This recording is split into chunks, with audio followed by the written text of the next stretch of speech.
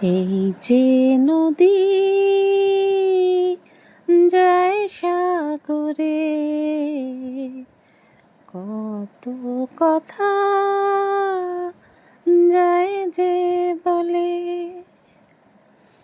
নদী এমন একটা জিনিস যার পাড়ে বসে সারাটা দিন আমি কাটিয়ে দিতে পারি, এত ভালো লাগে।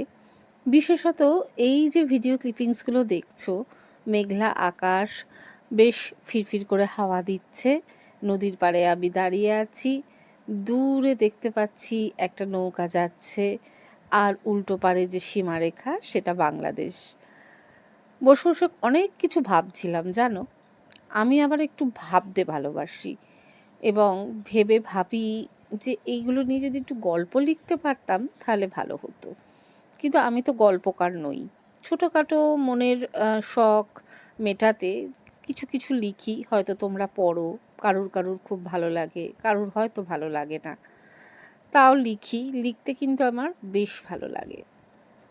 এই নৌকাটা যখন চলে যাচ্ছে তখন আমি বসে বসে ভাবছি দেখে যে আমাদের জীবনটাও কিন্তু ঠিক এই রকম নৌকার মতো। অনেক মানুষ আসে, হয়তো তাদের সবাইকে আমি চিনি না, কাউকে ভালো লাগে কাউকে ভালো লাগে না, তবুও আমরা পাশাপাশি বসে থাকি। তারপর যার ঘাট এসে যায়, যার যাত্রাপথ শেষ হয়ে যায়, সে সেখানে চুপ করে নেমে যায় কিছু বোঝার আগেই। ঠিক আমাদের জীবনটাও এই রকম। যখন তোমার যাত্রাপথ শেষ হবে, তুমি কিছু বোঝার আগেই, অন্যরা কিছু বোঝার আগেই কিন্তু কেমন যেন ঝুপ করে নেমে যাব আমরা।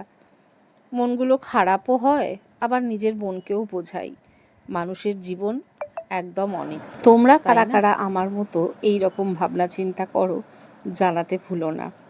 আসলে যত বেশি ভাবনা চিন্তা করা যায় তত কিন্তু নিজের মনকে স্পিরিচুয়ালি অনেকটা উপরে তোলা যায় বলে আমি মনে করি। আর তোমরা কি ভাবো জানাতে ভুলো না কিন্তু।